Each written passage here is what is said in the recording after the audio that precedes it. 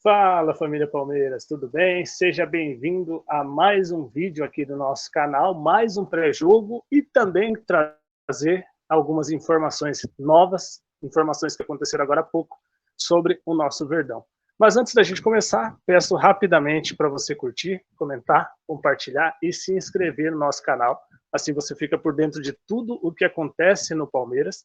Então, se você quer informação de qualidade e opinião também, porque às vezes a nossa opinião também é importante para vocês, então faça isso, curta, comente, compartilhe, se inscreva no canal, mande nos grupos dos seus amigos palmeirenses, seus familiares, para que mais pessoas possam chegar no canal, participar com a gente e a gente melhorar cada vez mais o nosso trabalho para vocês, certo? Na descrição você encontra também os links para as nossas redes sociais, Twitter, Instagram e também o nosso podcast, que vai complementar esse. Sim, tem algumas informações semelhantes no podcast, mas também você vai encontrar informações diferentes, opiniões diferentes sobre temas diferentes também lá no nosso podcast. Então vou deixar aqui embaixo na descrição para você também acompanhar, certo? Então vamos falar sobre este pré-jogo, né? O Palmeiras enfrenta o Mirassol às 21h35 no estádio Campos Maia, na cidade de Mirassol, interior paulista. Para este jogo, a equipe virá com vários desfalques, então, por exemplo, o Dudu não estará em campo, também provavelmente não teremos Gustavo Gomes, nem Marcos Rocha, vários titulares. Provavelmente o único titular dessa equipe deve ser o próprio Everton, né, o nosso goleiro, que dificilmente fica fora, a não ser que seja convocado para a seleção brasileira ou que seja uma opção do Abel, mas acho que nesse momento não cabe mesmo a ausência do Everton, até porque no último jogo do Paulista o titular foi o Marcelo Lomba, então acho que não faz muito sentido ele ficar de fora, não é verdade?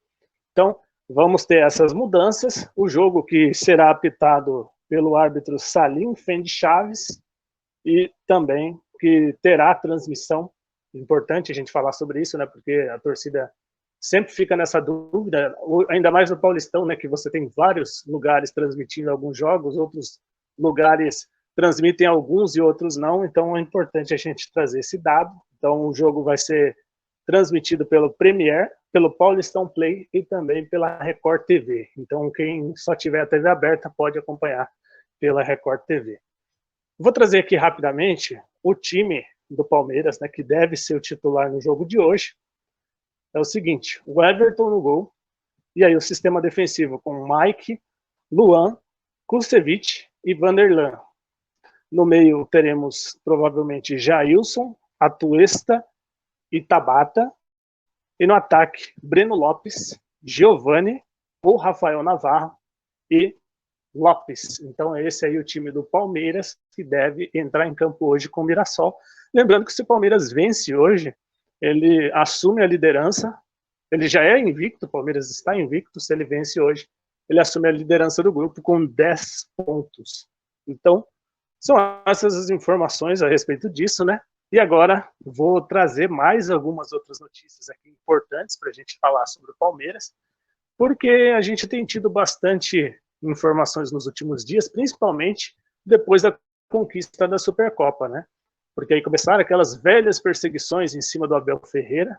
Muita gente acha que o Abel Ferreira ele tem esse problema comportamental, que isso daí desabonaria o trabalho dele. Do meu ponto de vista, sim, é um problema. Eu acho que o Abel precisa corrigir esses aspectos. Eu acho que ele erra mesmo a partir do momento que ele estoura dentro de campo, que ele começa a ter algumas atitudes intempestivas. Sim, concordo. Mas eu entendo que você não pode atacar com um produto, vamos colocar aqui, se você vai combater um mal, você não pode atacar com um mal muito maior. E é o que tem acontecido. As críticas estão acima do tom. As críticas estão passando de críticas para se tornarem crimes. E é isso que eu falo até no podcast de hoje, que a gente tem a liberdade de expressão, a liberdade de expressão ela é importante. Eu sou totalmente contra qualquer tipo de censura. E quando eu falo censura, para mim, eu entendo a censura como sendo quando você tenta calar o seu adversário, tenta calar o seu oponente, tenta calar alguém que discorda da sua opinião. E isso vale para o campo político, vale para o futebol, vale para qualquer coisa. Se você tenta calar um adversário só porque você não concorda com a opinião dele, isso é censura. A partir do momento que você tem a opinião, você tem o microfone, você tem o poder da caneta, você tem o poder do notebook, onde você põe as suas informações, espalha as suas opiniões. Você tem um veículo grande por trás de você. Ou mesmo que você não tenha um grande veículo, mas você cometeu um ato que pode ser chamado de crime, você está errado.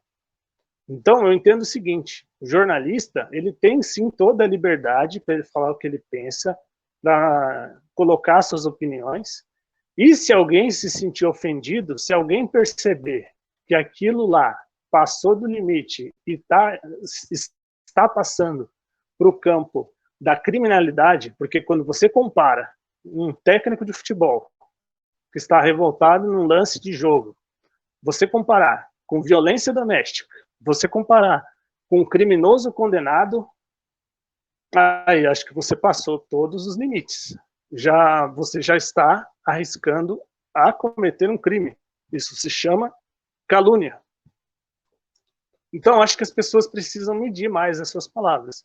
Acho que também passa muito pelo judiciário essas questões, porque eu vejo muitas vezes o próprio Abel Ferreira passou por isso recentemente, de ter sido chamado de muita coisa, de supremacista, chamado de colonizador, vários termos dos mais variados, né? Não vou nem ficar falando muito nisso, porque fica um negócio chato, mas foram chamados alguns que passaram realmente do tom e que você pode sim chamar de crime, e aí quando você leva na justiça, o juiz vai lá e dá ganho de causa para o jornalista, alegando liberdade de imprensa, liberdade de expressão.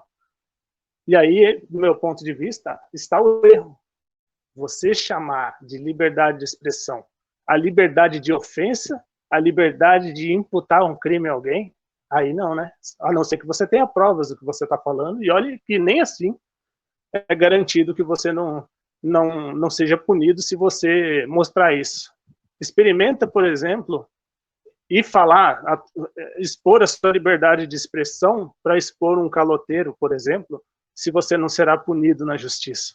Então, por que o jornalista ele tem uma liberdade absoluta de falar o que ele quiser, só porque é do esporte ele tem a liberdade absoluta? Não tem.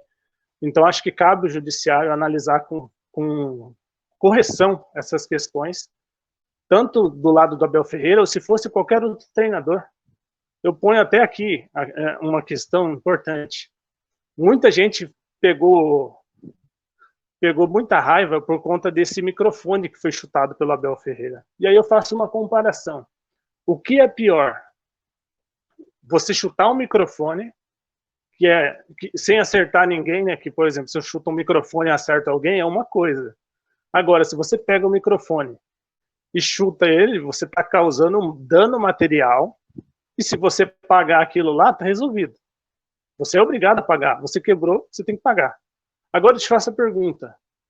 O que é pior, é isso? Ou, por exemplo, quando um jogador como o Cristiano Ronaldo ou o Caleri bate no celular de um torcedor e derruba no chão? Por mais que você pague o conserto, e os danos psicológicos que você pode causar num garoto?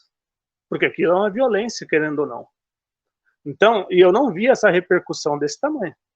Até teve uma certa repercussão, mas nenhuma chegou perto do que aconteceu. E agora, para completar, tivemos uma entidade de classe, né, no caso a FENAPAF, que é a Federação dos Atletas Profissionais, com sede no Rio de Janeiro, inclusive, né, mais uma coincidência, uma sede do Rio de Janeiro, falando do Abel Ferreira, que ele deveria ser punido, cobrando punições para o Abel Ferreira, em virtude da maneira como ele se comporta dentro de campo.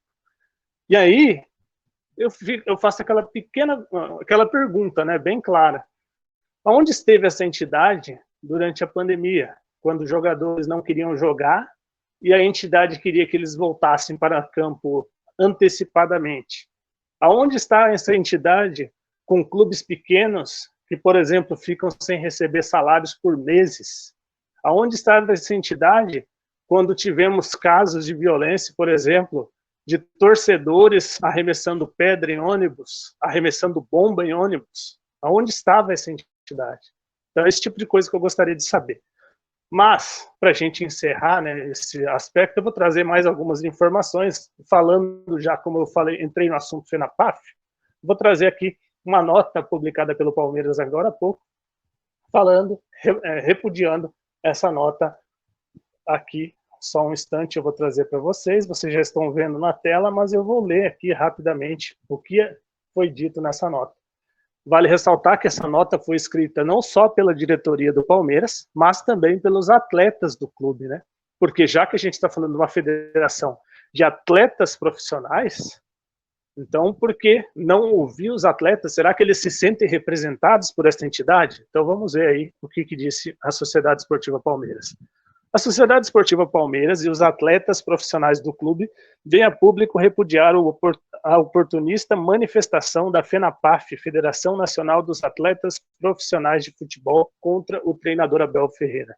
A entidade não tem autoridade, tampouco representatividade para cobrar punições por atos ocorridos no campo de jogo e, portanto, passíveis de avaliação por parte da arbitragem. Cabe ressaltar que a FENAPAF nem sequer consultou os atletas do Palmeiras sobre essa iniciativa. Apoiamos o nosso técnico, que tanto vem contribuindo com o desenvolvimento do futebol brasileiro, e não aceitaremos qualquer tentativa de diminuí-lo, quanto mais de macular as nossas conquistas alcançadas com dedicação e suor. Pedimos que a FENAPAF, em vez de se preocupar com o comportamento de um profissional íntegro, dedique-se a melhorar a situação dos milhares de atletas de futebol espalhados pelo país que, lamentavelmente, não encontram condições ideais para trabalhar. Tá aí, um belo posicionamento do Palmeiras a respeito deste assunto aí, desse problema da FENAPAF, dessa nota, né, divulgada pela FENAPAF na noite de ontem. Realmente uma vergonha alheia, ainda mais uma federação que se diz defensora dos atletas vir querer cobrar punição dentro de campo e não faz o seu trabalho no dia a dia. Na verdade, então vamos para passar esse assunto, eu vou trazer uma notícia do site Nosso Palestra falando sobre a venda de ingressos. Muita gente queria saber sobre a venda de ingressos para o jogo contra o Santos, né, que vai ser disputado no Morumbi. Então eu vou trazer rapidamente essa informação para vocês, está carregando aqui, e aí eu já falo para vocês para encerrar esse nosso vídeo de hoje, né? Um vídeo um pouco mais longo, um vídeo que a gente não ficou apenas no pré-jogo, mas passou por vários assuntos. Vamos colocar na tela. A informação está no Nosso Palestra, inclusive eu vou colocar daqui a pouco o link para que você possa acompanhar também, ler na íntegra se você achar interessante, a matéria do João Pedro Sandfeld. Palmeiras anunciou nesta quarta-feira a venda de ingressos para o clássico diante do Santos, no Paulistão. A partida será realizada no Morumbi e os torcedores poderão adquirir as entradas por preços que variam de R$40 a R$200. Então, o valor mais barato é de 40 e o maior valor é de R$200. A venda para sócios avantes terá início nesta quarta-feira às 14 horas de Brasília, portanto já aconteceu, através do site www.ingressospalmeiras.com.br. A venda geral, por sua vez, começará na sexta-feira às 10 da manhã, no horário de Brasília. Se houver disponibilidade, a venda física no Allianz Parque acontecerá no dia 3 de fevereiro, das 12 às 18 horas, nas bilheterias do Portão B, na Avenida Francisco Matarazzo. Já no dia 4, data do jogo, também, se existirem entradas disponíveis, a comercialização será na bilheteria 7 do estádio do Morumbi, das 12 até o intervalo da partida. Então, se você quiser mais detalhes sobre isso, está na matéria do Nosso Palestra. Eu vou colocar o link para vocês aqui no site, aqui embaixo no comentário fixado, e aí vocês vão ter mais informações sobre isso, certo? Então é isso, curta, comente, compartilhe, se inscreva no canal, ative as notificações para você ser avisado sempre que a gente lançar um vídeo novo. Também nos siga nas nossas redes sociais, os links estão todos aí na descrição. Nosso podcast também você encontra por lá, com mais informações a respeito do Verdão. E é isso, a gente se vê então no próximo vídeo. Lembrando que tem pós-jogo após a partida, gravado pelo Vinícius, certo? Um forte abraço e nos vemos no próximo vídeo.